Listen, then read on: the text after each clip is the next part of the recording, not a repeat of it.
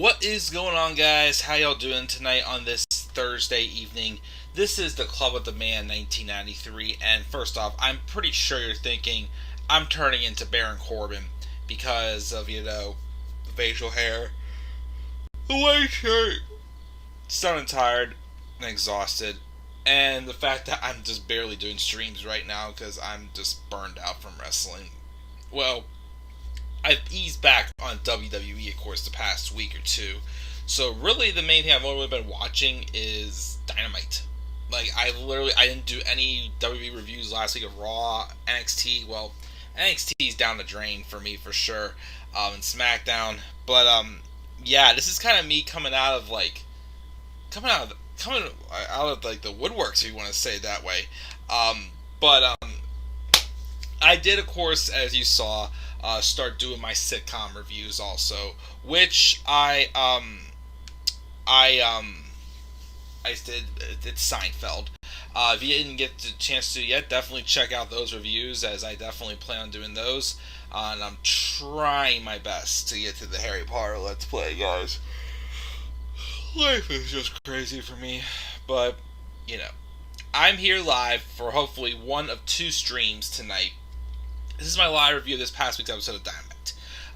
Yesterday, again, I was trying to get to it earlier, but unfortunately, here's what happened. Last night, I had a lot of, things I want to take care of, just login, finances and whatnot. I missed the first hour of Dynamite last night. So I watched the second hour, I thought it was pretty good, and I thought, okay, go host show, should at least watch the first hour. I came home after dinner, I took a little nap. That's why I'm kind of getting to this late. So I still got to make my graphics for the all-out preview predictions, which I got to do tonight also, because I'm literally booked the rest of the weekend, and for the next week or so, it's going to be just nuts. But I'm here now to talk about Dynamite first before I get to my all-out preview and predictions. Overall, the go-home show is good. I gotta be real though, the card looks pretty good for Sunday. I just gotta be honest though and say that I feel like these episodes of Dynamite, they've been good, but usually it feels like they really, really heat up the build for a pay-per-view when it gets close, like the last month or so. And I feel like that, although the build's been good, it feels like at times they've kind of coasted a little bit getting to the matches at All Out. But it still should be a good pay-per-view. We had some good promos, though, on this show, of course. We had the return of the GTS, also. And, of course, could this be in the last episode of Dynamite with Chris Jericho as an in-ring competitor? Will he be forced to walk away from the ring thanks to MJF this coming Sunday at All Out in Chicago? Or will his career reign on in the ring? Who knows? We'll have to find out. But let's talk about this episode of Dynamite first. We got Tyler on a live stream. He gave the show a B-. He'll review the AEW pay-per-view this month. Nice. I'll try to do it also on Sunday or Monday, whichever one it is. I am off on Monday. Thank God I needed a day off. So, we'll see what we got. So, we open up the show with a rematch between FTR's Cash Wheeler and Dax Harwood of the Pinnacle also, taking on Proud and Powerful's Santana and Ortiz. This was, I believe, the rematch from Fight for the Fallen, which, of course, where Cash Wheeler suffered that terrible gash on his arm and caused him to be out for a while. This was good. I feel like, though, the problem is, especially, of course, when it comes to also the build for Chris Jericho and MJF, this feud, has been good between the Inner Circle and the Pinnacle, but it's just been going on for way too long. And I think I'm just ready to move on to other things, I guess, with these two teams.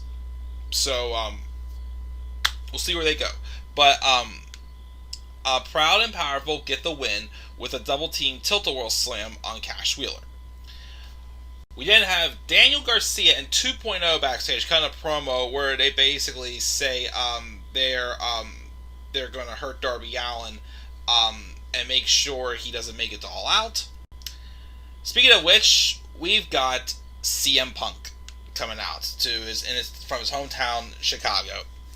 Which, by the way, I do have my CM Punk shirt ordered. It's just I got him noticed in the from an email the other day saying that things are delayed in transit, which I'm sure I've said millions of times the past several months at work as well because of where I work for. So that shirt will come someday. It will come.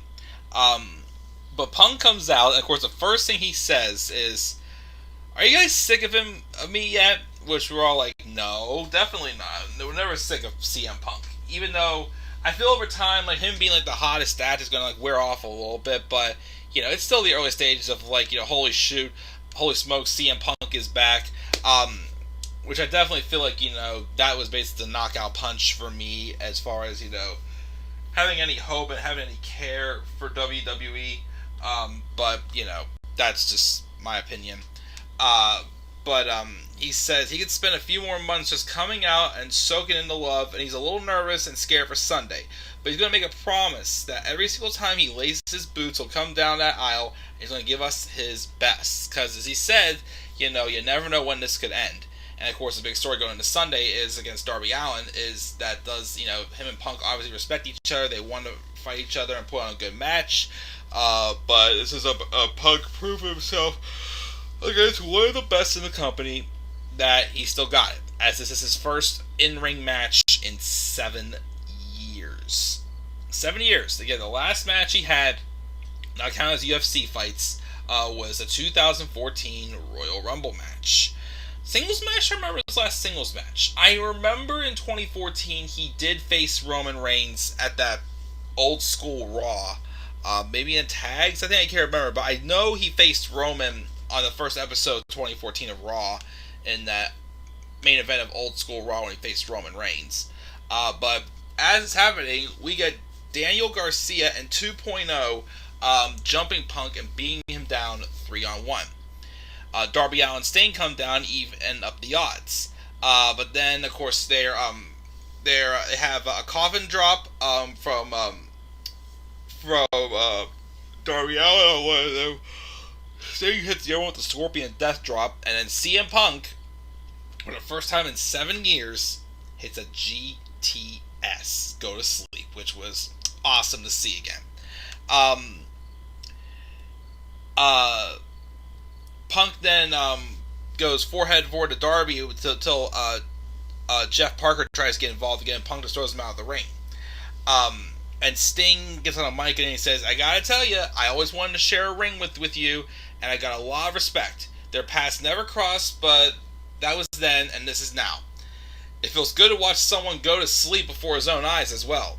The coffin drop and Scorpion Death Drop also felt good, and it just felt good to clear traffic because they have the same goal in mind.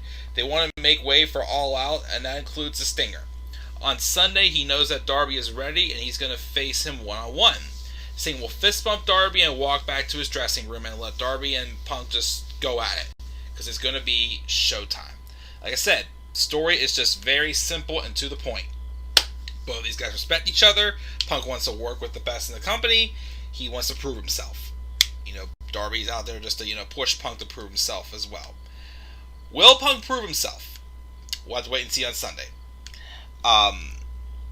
We also get a video package for Kenny Omega and Christian Cage, and then it leads to this backstage interview with MJF and Tony Schiavone. Tony admits he is uncomfortable, and MJF rattles off most of Jericho's nicknames from across his 4-decade career. He constantly evolves to stay on top of the mountain as the greatest of all time, and when he cares to admit it or not, he's in the Mount Rushmore Pro Wrestling.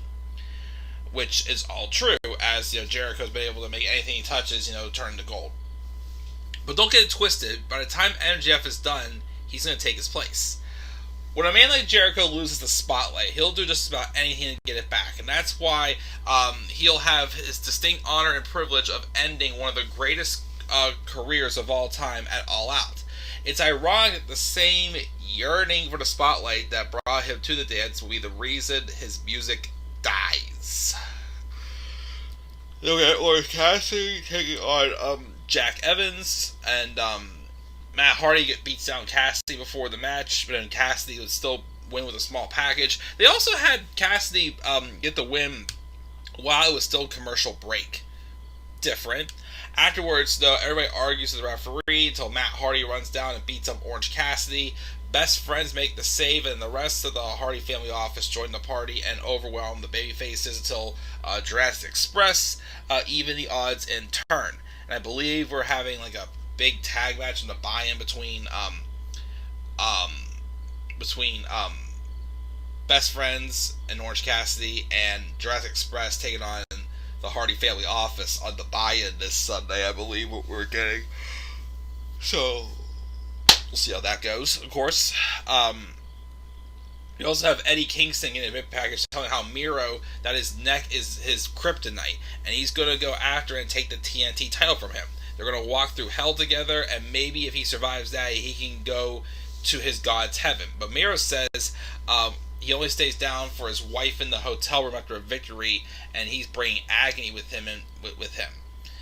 Yeah, bringing victory down to the hotel room. Newsflash, just so y'all guys not aware, CJ Perry announced the other day that her 90-day no-compete clause is up. Could Sunday maybe be the day that she makes her AEW debut?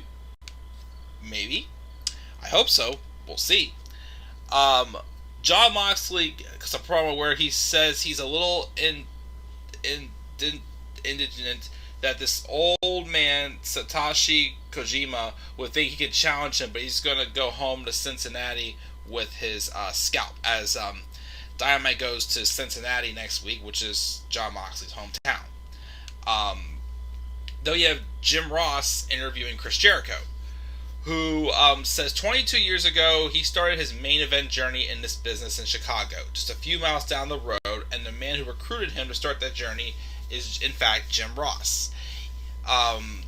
Jericho calls MJF a piece of shit and says the only thing he has over him are 3 victories. He lists off the dates of those victories and says they burned in his brain and can't let it go. And that's why he has to take the chance and put it all on the line to beat MJF once and for all. He's never been complacent, and that's why he's in AEW in the first place. When he first came here 3 years ago, there was no guarantee of success. And here we are on the 100th episode of Dynamite, forgot to plug that, as the hottest wrestling company in the world today. Very true. And if he sticks around, he could win a lot more great matches and a lot of championships, but he'd look in the mirror and see a man who couldn't beat MJF, and he'd know it's the beginning of the end of the champion and of his time in the ring. He does not want it to end, though. He wants more. But if his journey will end in Chicago, he'll walk to the commentary desk, do his best full time, and thank everyone watching for helping his dreams come true and for allowing him to be part of our lives. But before that happens, he wants MJF to remember that he's not going to take it away from him. He's going to have to be the best he's ever been. He's going to have to break every bone in Jericho's body, squeeze the last breath out of him, but it's not going to happen because he's Chris Jericho. He doesn't have the balls to get rid of him. Good promo by Jericho to hype up that match for Sunday. Darby Allin also gets a video package admitting that when he was 15, his favorite wrestler was in fact CM Punk. But 7 years ago, Punk left, and 7 years ago is when Darby became a wrestler. Punk is already looking over him because he might have seen what he can do in the ring, but he can't feel it. And now Darby has to do the impossible. Beat CM Punk in Chicago or die trying. Brian Cage has a match with his former Team Taz teammate Powerhouse Hobbs, who he attacks before the match. But then Ricky Starks got involved and smacked Cage with the FTW Championship, and Powerhouse Hobbs would beat Brian Cage. Malachi Black cut a promo on Lee Johnson, claiming he left the ring not to avoid Lee Johnson, but because he dictates when they fight. He'll give him 7 days, which means next week, to alone for interrupting him, and he was merciful to Cody, Arn, and Brock, but Lee will suffer. And at the end of it all, he'll put coins on his eyes so he can pay the boatman's toll. QT Marshall then calls out Paul White, and then Paul White comes out, gets in the ring, and then he basically gets the best of the factory, and then the Gun Club then come out, stand tall with Paul White, but then Billy Gunn hits Paul White with his surgically repaired hip with a chair. And then Paul White was like, "What the heck are you doing?" Gets to his feet, but Billy Gunn cracks him again in the shoulders, leading to a heel turn by the Gun Club. And then the Factory get back to the ring, hit a diamond cutter on formerly known as Big Show.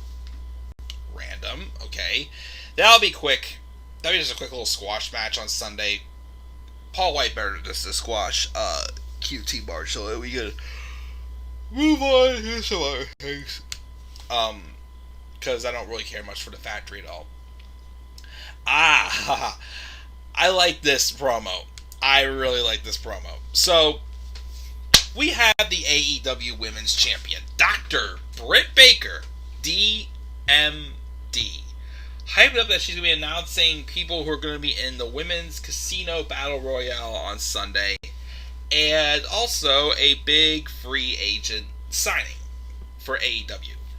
And you know what I'm thinking. There's two people we're thinking of here. One's a female and one's a male. So, Britt then talks about how Rebel can win the Battle Royale if she does. The title ain't going anywhere. And she also says that Jamie Hayter is also going to be in the match as well. As for her opponent, though, Chris Statlander,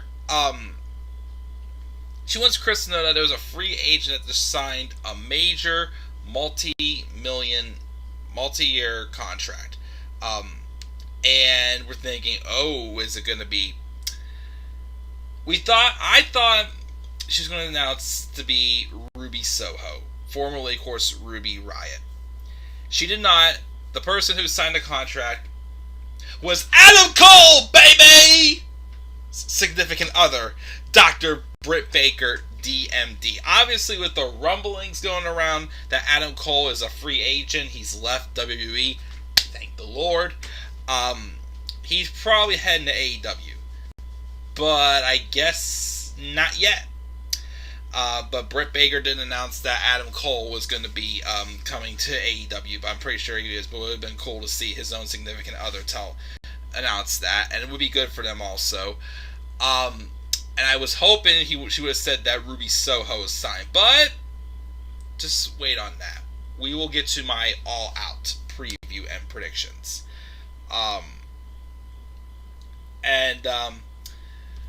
She says that also that Tony Khan let her book any match she wanted as part of the deal. So Chris Statlander has a handicap match against Jamie Hayter and Rebel on Friday. And then speaking of women, we have Ty Conchi taking on Penelope Ford. Apparently now Penelope Ford and the Bunny are an alliance. Random, because isn't the Bunny part of the Hardy family office? I heard that the Bunny and Penelope Ford, the Bunny and Ty Conchi had a very crappy match on Rampage last week. But the match happens, even though the Bunny tries to get involved. Ty Conchi tried taking out the Bunny at the beginning. But she would eventually win with a bridging folding press. Afterwards, though, she was beaten down 2-on-1, and then music hits. I'm thinking, is this Ruby Soho? No, it is the return of Ty Conchi's best friend and apparently girlfriend of Jungle Boy. Just kidding. Well, it is true. But, yes, Anna Jay makes her return after being out with a shoulder injury for several months.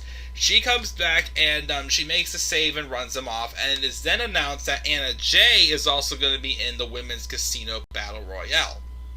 There's of course several names announced. I think basically everyone's been announced for it, I think, except for whoever the Joker is. And I'm still putting my money on who that Joker is going to be. And probably the winner of the Casino Battle Royale. Ruby Soho. It's still my bet. And I'll talk about that, of course, my predictions. Thunder Rosa's also interviewed backstage. But then she gets attacked by Jade Cargill and Nyla Rose, just to, kind of hype up the Battle Royale. And then the main event was an 8-man tag match with Jurassic Express, Jungle Boy, and Luchasaurus taking on and the Lucha Bros teaming up against the Elites, Gallows and Anderson, and the Young Bucks. I still don't get. Well, some people are saying that they're saving for the Young Bucks to drop the tag titles when Kenny Omega drops the world title to Hangman Adam Page. But